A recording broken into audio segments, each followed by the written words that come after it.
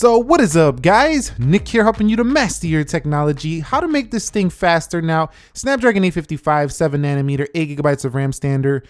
It is already fast, but out of the box, it's not as fast as it can be. So let's go to settings to get things started. Now in settings, go to About Phone.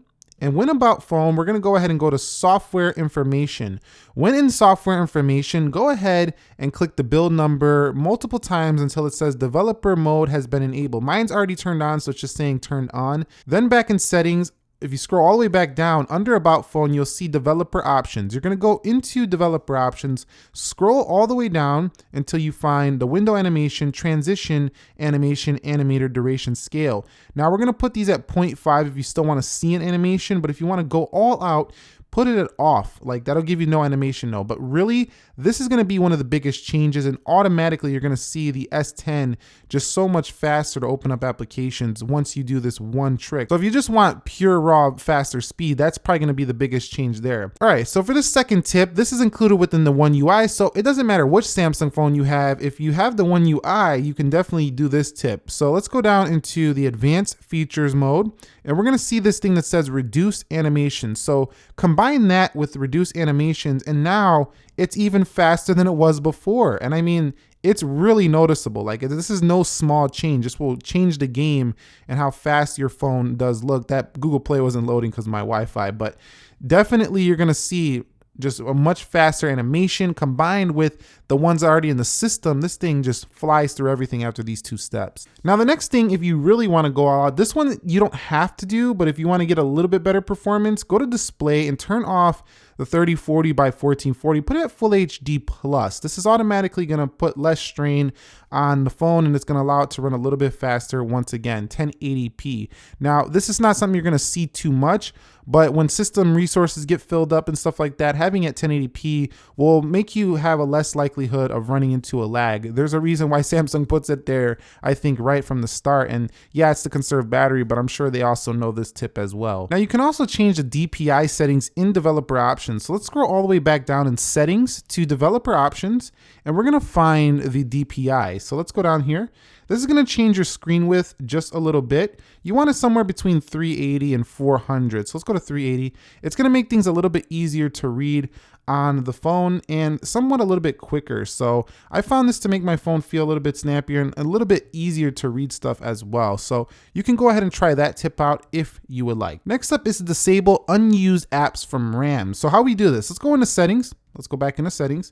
We're gonna find the apps. And you can just see how fast this phone's flying through things now after we change those couple of settings. We're gonna find something that I can disable. So let's see if I could find something in here. So let's see something we could disable in here. So how about the secure folder? So this, I don't use that often because I keep all my files stored in, Google, for example. So if I hit disable, I could just turn this off. Now, if you want it back, you could just re-enable it, but the less stuff that is enabled in the background will give your phone a little bit more RAM, so it can definitely run a little bit better. Yes, it has tons of RAM, but every little bit will just make you have a less likelihood of having any performance issues ever. So go through those and see if you could find some applications you want to disable from your Samsung Galaxy S10, and that will help you out to be a little bit faster than when it came out of the box. Okay, so for this next tip, we're gonna go ahead and clear app cache and storage. So let's go into apps on your S10 and let's locate something that we use quite a bit. You're gonna see, how do you know? Just look at the app and see which one has a lot of megabytes of usage. Then you're gonna know you use that quite a bit. So I'm gonna go to Instagram here because I know I use Instagram quite a bit. You could see 343 megabytes of storage there. So we're gonna go into storage and we're gonna hit this thing that says clear cache. Now that's gonna clear out the cache and give you a little bit better performance in applications as well as in the phone. Now, if you really wanna go all out and you're doing a full clean on the phone, you can clear data, but then you're gonna have to re-sign in, but that can help out too. Okay, now the next one is related to the on-screen fingerprint sensor. You might have noticed that sometimes it does miss. Not every time, but sometimes it does. So I actually fixed this issue quite a bit just by adding 3 of these. So my recommendation to you to make this faster, just add about 3 fingerprints on the same finger. So your thumb on the right, if you're a lefty, maybe your left thumb 3 times. And I swear that things will get a lot quicker for you. Like, the chances of it missing will be a lot less than if you just have 1 finger enabled on your Galaxy S10. Also, I recommend going into settings here and going into device care. And when we get into device care, we can go ahead and hit the optimize button right here. Once it loads up, hit optimize now. Now you don't have to do this every single day. You can do this every few days or so if you feel like it. This should help you out and just clearing up a little bit of storage, keeping things a little bit cleaned up, and should give you a little bit of a smoother performance, making sure nothing goes wrong for your device. Now, the next one is also in this device care, so we're not going to leave it. Let's go into the three-dot menu up at the right-hand corner on the top, and we're going to go to auto restart.